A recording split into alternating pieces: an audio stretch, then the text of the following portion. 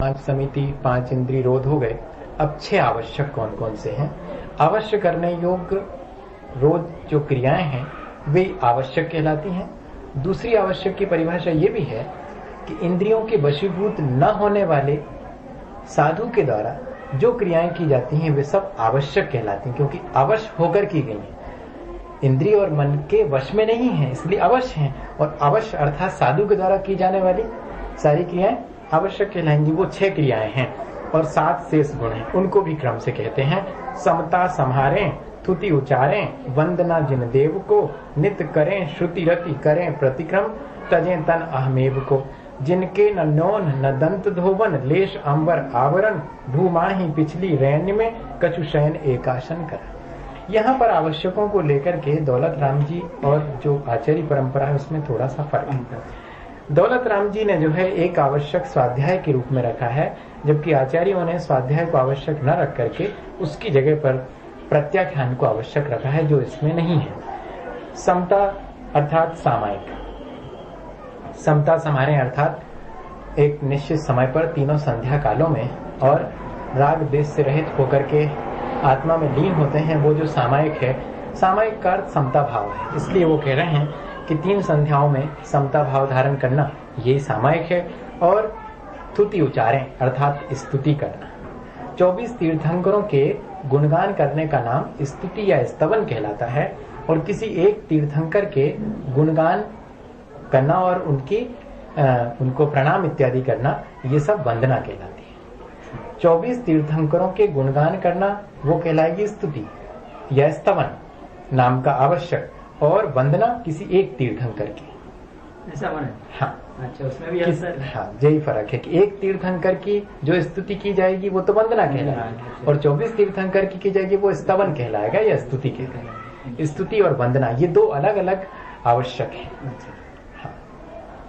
और फिर उसके बाद हम इसमें जोड़ लेते हैं स्वाध्याय की नित्य करें, श्रुति रति की जगह पर नित्य करें प्रत्याख्यान, अर्थात भावी आगामी जो त्याग किया है उसका संकल्प करना, वो प्रत्याख्यान कहलाता है। और प्रतिक्रमण अर्थात किए गए दोषों का निराकरण करने की प्रक्रिया का नाम प्रतिक्रमण है। उत्तजें तन अहमेव को, शरीर में आत्मपने या ममत्व भाव का त्याग कर देने का नाम कायोत्सर्ग है, वो भी उनका एक आवश्यक है। इस तरह सामायिक, प्रतिक्रमण, प्रत्याख्यान, स्तुति, वंदना और कायोत्सर्ग ये 6 आवश्यक। महाराज जी बैठ के भी कर सकते हैं और खड़े होकर। कायोत्सर्ग जो है दोनों प्रकार से। जिनके न न्योन न दंत धोवन, जो स्नान भी नहीं करते हैं, इसलिए अयस्नान नाम का उनके व्रत है, और दांतों को नहीं धोते हैं, अर्थात दांतों को किसी विशेष प्रकार के मंजन इत्यादि के द्वारा चमकदार नहीं बनाते हैं। अहिंसा का दृष्टिकोण वहां प्रमुख है, इसलिए उनके अदंत धावन नाम का एक व्रत है। अयस्नान हो गया, अदंत धावन, लेश अंबर आवरण, और उनके लेश मात्र भी वस्त्र इत्यादि के द्वारा वे अपने शरीर को नहीं ढकते हैं। इस तरह से ये अचेलक नाम का गुण है। और भूमाही पिछली रैन में कछुसैन एकासन करन, ये दौलत राम जी ने अपने मन से लाइन लिखी है। इसका अर्थ सिर्फ इतना ही है कि भूमि पर शयन करेंगे, और भूमि भी जो है 4 प्रकार की मानी गई है। एक कंकर पत्थर से युक्त सामान्य जो जमीन है उस पर सो जाना, या कि काष्ठ फलक पर सोना, या कि तृण इत्यादि अर्थात घास के या चटाई इत्यादि को ग्रहण करके इस पर सोना, या शिलातल पर सोना। ये जो है 4 प्रकार के भूमि हैं, और एक पार्श्व से तो सोते ही हैं, करवट बदलेंगे अगर आवश्यक होने पर, तो जीव राशि का घात ना हो इस बात का ध्यान रखेंगे, प्रमार्जन करके करेंगे, लेकिन अल्प निद्रा ही लेते हैं। पिछली रैन का अर्थ यहाँ पर पश्चिम रात्रि है, अर्थात मुख्य तो 12 से 3 बजे तक का समय है, तो वो 11 से 4 तक का समय ले लिया लगभग, उसमें ही वो विश्राम करते हैं। पिछली रात का अर्थ ये सुबह सुबह नहीं ले लेना कि पिछली पश्चिम रात मतलब सुबह नहीं, पिछली रात मतलब वो 11 से 4 तक का बीच का 12 से 1 प्रहर। रोज प्रतिदिन 4 बजे उठ जाते हैं? हाँ, 4 के पहले उठ जाते हैं। अच्छा, हाँ, 3:30-4 बजे से काम शुरू कर हो जाती है, थोड़ा बहुत रह जाता है तो जैसे मैं तो अगर 6 घंटे नहीं सोऊं तो मुझे थोड़ा सा 6 घंटे तो सो जाते हैं। 5 या 6 घंटे मुनि महाराज जी, क्योंकि ज्यादा वर्क नहीं करते। जब विहार करते हैं तो थोड़ा खाना भी एक ही बार ज्यादा, खाते हाँ, हैं, इसलिए तो- जो है ज्यादा निद्रा का नहीं, 6 घंटे बहुत होती, पर्याप्त होती है निद्रा, 6 घंटे। इस तरह उनके कितने गुण हो गए बाह्य में, जो शेष 7 गुण है उसमें से आयुष्मान हो गया, अदंत धावन हो गया, और अचेलक हो गया, और भूशयन हो गया।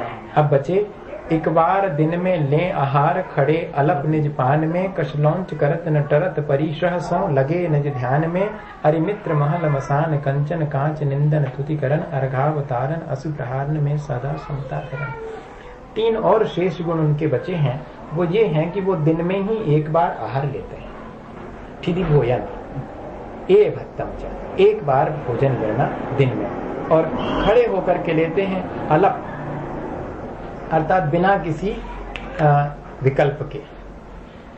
यहाँ पर अलप का अर्थ थोड़ा भी है, अल्प मतलब अल्प, खड़े होकर के अल्प मात्रा में, और अपने हाथ में ही, अंजुली में, निज पान में। वास्तव में इसका अर्थ ये है कि अपने ही आत्मा के ध्यान में रहते हैं। निज पान अर्थात अपने ही आत्मा का आनंद का पान करते रहते हैं। वो ध्यान का अपने हाथ में भी, अपने निज हाथ में, निज पान, पानी पात्र से, पान से जो है हाथ भी बन गया, तो अपने हाथ में। इस तरह क्या अर्थ हुआ कि एक बार लेते हैं, खड़े होकर के पानी पात्र में आहार लेते हैं, ये 2 मूल गुण हो गए। और कशलौंच करत और केश लॉन्च करते हैं, ये केश लॉन्चन एक व्रत है। इस तरह ये तो हो गए उनके 7 शेष गुण, इस तरह 28 हो गए। अब कहते हैं कि परिचय भी सहन करते हैं और अपने आत्मा का ध्यान भी करते हैं। ये मूल गुण में शामिल नहीं है, परिचय सहन करते। तरत न परिचय, केश लॉन्च करते हैं और परिचय से विचलित नहीं होते हैं, अपने निज आत्मा के ध्यान में हमेशा लगे रहते हैं। समता भाव उनका मुख्य है। तो अरि और मित्र, शत्रु और मित्र में, महल और स्मशान में, कंचन और कांच में अर्थात सोने और सामान्य कांच में, निंदा और स्तुति में, इन सब में। और या कि कोई अर्घावतारण, अर्घ के द्वारा पूजा करे, या कि कोई अस्सी का प्रहार करे अर्थात तलवार भी उनके ऊपर चढ़ाए, तब भी वे समता भाव रखते हैं। ये उनकी अपनी उत्तर गुण कहलाते हैं। परिचय सहन करना, आत्म ध्यान करना और समता भाव रखना, ये सब एडिशनल है, उसमें ऑप्शनल है, या कहना चाहिए उनके अपने स्वभावगत ही ये हो जाते हैं 28 मूल गुण के अलावा। इस तरह 28 मूल गुण का वर्णन हो गया। अब और परिचय और क्या चीजें वो साथ में शामिल उनके और हैं, तो कहते तप तपें 12 धरें, ब्रश 10 रत्न त्रय सेवें तर सदा, मुनि साथ में वा एक विचरें, चहे नहीं भव सुख कदा। यो है सकल संयम चरित सुनिए स्वरूपाचरण, अब जिस होत प्रगटे आपनी निधि, मिटे पर की प्रवृत्ति से। इसके अलावा जो हमने कहा कि परिचय विजय भी करते हैं, समता भाव भी रखते हैं, आत्मा का ध्यान करते हैं, कहते तप भी तपते हैं। 12 प्रकार के तप, अनशन, औमोदरी, वृत्ति परिसंख्यान, रस परित्याग, विविक्त संयासन, काय क्लेश, ये बाह्य तप हैं। इनको बाह्य तप इसलिए कहते हैं क्योंकि ये बाह्य वस्तुओं के आलिंबन, त्याग और ग्रहण पर निर्भर करते हैं और बाह्य लोगों के लिए दिखाई भी पड़ते हैं। इसके अलावा जैन धर्म के अलावा अन्य बाह्य मत वाले भी इनको चूंकि करते हैं, इसलिए इन 3 विशेषताओं के कारण ये बाह्य तप कहलाते हैं। और अंतरंग में प्रायश्चित, विनय, वैयाव्रत, स्वाध्याय, ध्यान और विसर्ग, ये अंतरंग तप कहलाते हैं। तो वो अंतरंग तप भी धारण करते हैं। इस तरह से बहिरंग और अंतरंग तप दोनों प्रकार के 6 तप, 12 तप करते हैं। और धरें ब्रश 10, ब्रश का मतलब है यहाँ पर धर्म। तो 10 प्रकार का जो धर्म है अर्थात उत्तम, क्षमा, मार्दव इत्यादि, इन 10 धर्मों का पालन करते हैं। रत्नत्रय सेवें सदा, और हमेशा सम्यक दर्शन, ज्ञान, चारित्र, इनको ही पालन करते रहते हैं। और ऐसे मुनि महाराज जो उत्तम सहनन के धारी होते हैं, विशेष प्रकार की योग्यता से युक्त होते हैं, वे एक अकेले भी विहार करते हैं, अन्यथा समूह में ही विहार करते हैं। पंचम काल में एक अकेले विहार करने का निषेध है, समूह में ही विहार करने का एक महाराज कर रहे थे, एक्सेप्शन में भी पॉसिबल, लेकिन एक अकेले विचरण करने की परमिशन पंचम काल में नहीं है। पंचम काल में तो समूह में ही विचरण करेंगे, 1-2 महाराज कम से कम है वो रहेंगे। चाहे नहीं भाव सुख कदा, और विशेषता ये है कि संसार के सुखों की अब उनको कोई आकांक्षा नहीं है। वे विचरण भी करते हैं तो किसी संसार के सुख के लिए नहीं करते हैं, वे अपने आत्म सुख की दृष्टि से विचरण करते हैं। इस तरह से ये सकल संयम कहलाता है। 28 मूल गुणों का बाह्य में पालन करना और अंतरंग में वीतरागता रखना, ये सकल संयम कहलाता है। महाराज जी, ऐसा कोई नियम है कि एक जगह पे दिन से ज्यादा नहीं रहेंगे? हाँ, उसमें है कि चातुर्मास में 4 माह तक रहेंगे, अन्य दिनों में जो है 1 माह 2 माह तक रहेंगे। छोटे शहर में, छोटे गांव में 1 दिन 1 रात रहेंगे, बड़े में 5 दिन रहेंगे। तीर्थ स्थानों पर चाहे जितने समय रह सकते हैं, किसी कारण विशेष से एक स्थान पर बहुत समय तक गुरु की आज्ञा से रह सकते हैं। ये इस तरह के नियम बने हुए हैं उसमें। मुख्य तो ये है कि उस स्थान विशेष से लगाव नहीं होना चाहिए और उसे छोड़ करके या अपनी सुख सुविधा फैला ली वहां पर और रहने लगे मठ बना करके, तो कहते वो नहीं, अनियत विहार होना चाहिए। इस तरह से ये सकल संयम है। 2 प्रकार का संयम होता है, सकल संयम और एक विकल संयम, या विकल चारित्र और सकल चारित्र। विकल चारित्र वो कहलाता है अनुव्रत रूप जो श्रावक का है, और सकल चारित्र 5 महाव्रत रूप जो मुनि महाराज जी का है। ये सकल चारित्र जिसको प्राप्त हो जाता है, महाव्रत जिसको प्राप्त हो जाते हैं, अब वो अपने राग द्वेष परिणामों को जीत करके जब आत्मस्थ हो जाता है, चर्या नहीं करता बाहर की, तब उसको स्वरूपाचरण चारित्र होता है। ये संयमाचरण चारित्र है। चारित्र 3 प्रकार का है, सम्यक्त्वाचरण चारित्र, संयमाचरण चारित्र और स्वरूपाचरण चारित्र। सम्यक दर्शन के साथ जो सम्यक दृष्टि के आचरण में निर्मलता आती है वो सम्यक्त्वाचरण चारित्र कहलाता। फिर उसके बाद अनुव्रत और महाव्रत रूप जो चारित्र है वो संयमाचरण चारित्र कहलाता। फिर संयमाचरण चारित्र में निष्णात होकर के जब कोई मुनि आत्मस्थ हो जाता है और राग द्वेष परिणामों को जीत लेता है, तब वो स्वरूपाचरण कहलाता है, अपने स्वरूप में जो लीन हो। अब बाह्य क्रियाएं उसने बिल्कुल टोटली बंद कर दी हैं, ध्यानस्थ हो गया, तब उसके स्वरूपाचरण चारित्र। जिस होत प्रगटे आपनी निधि, मिटे पर की प्रवृत्ति सब।